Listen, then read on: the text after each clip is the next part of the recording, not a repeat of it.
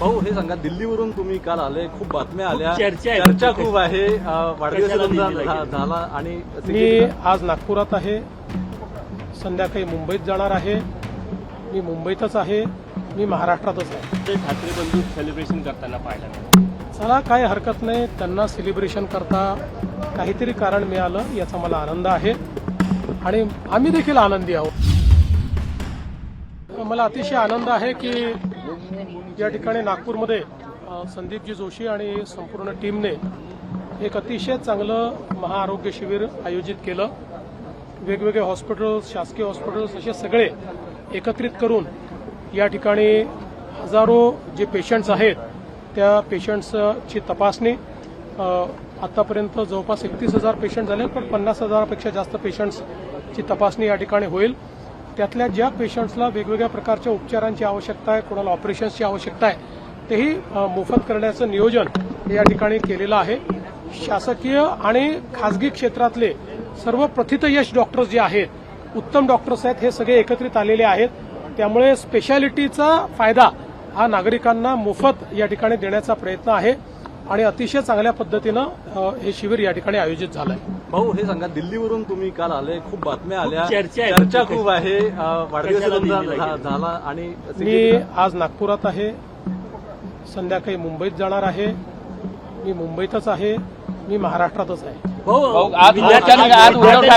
विद्यार्थ्यांच्या आंदोलनाच्या इशारा कुठेतरी ठाकरे बंधू सेलिब्रेशन करताना पाहिलं नाही.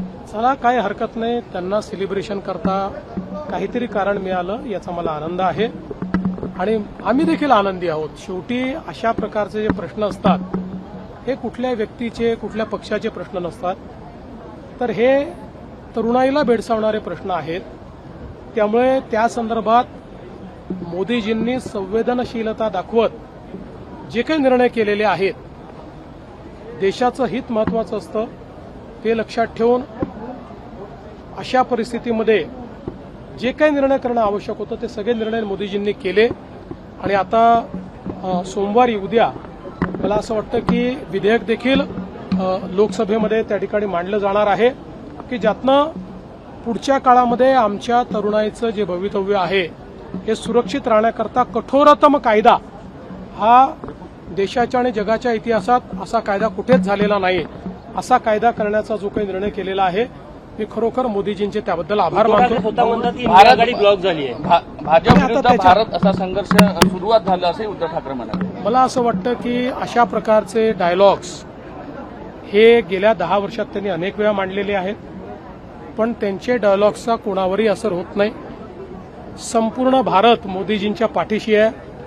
एक रात्री 1 वाजता टाकलेला मोदीजींचा व्हिडिओ हा इंस्टाग्रामचे जगातले रेकॉर्ड तोडतो. याच्यावरूनच लक्षात येतं की भारत कोणाच्या पाठीशी आहे. राष्ट्राचे गडकरी साहेबांवर बोलतात.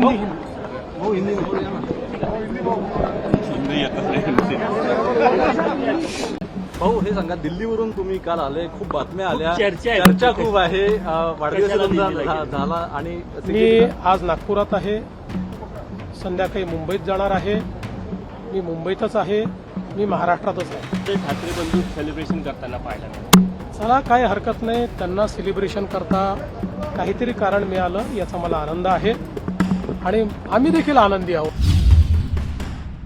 मला अतिशय आनंद आहे की या ठिकाणी नागपूरमध्ये संदीपजी जोशी आणि संपूर्ण टीमने एक अतिशय चांगलं महाआरोग्य शिबिर आयोजित केलं.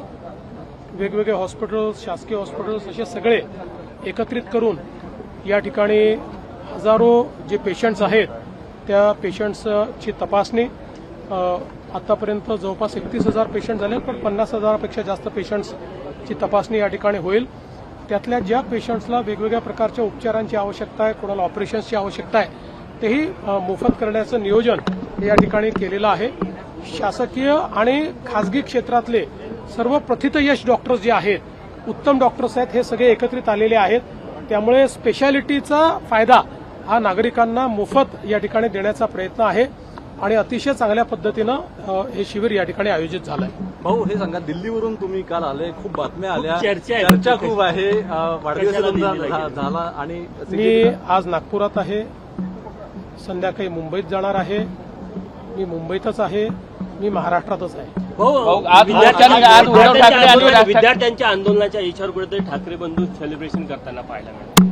चला काही हरकत नाही, त्यांना सेलिब्रेशन करता काहीतरी कारण मिळालं याचा मला आनंद आहे आणि आम्ही देखील आनंदी आहोत. शेवटी अशा प्रकारचे जे प्रश्न असतात हे कुठल्या व्यक्तीचे कुठल्या पक्षाचे प्रश्न नसतात, तर हे तरुणाईला भेडसावणारे प्रश्न आहेत. त्यामुळे त्या संदर्भात मोदीजींनी संवेदनशीलता दाखवत जे काही निर्णय केलेले आहेत, देशाचं हित महत्वाचं असतं ते लक्षात ठेवून अशा परिस्थितीमध्ये जे काही निर्णय करणं आवश्यक होतं ते सगळे निर्णय मोदीजींनी केले.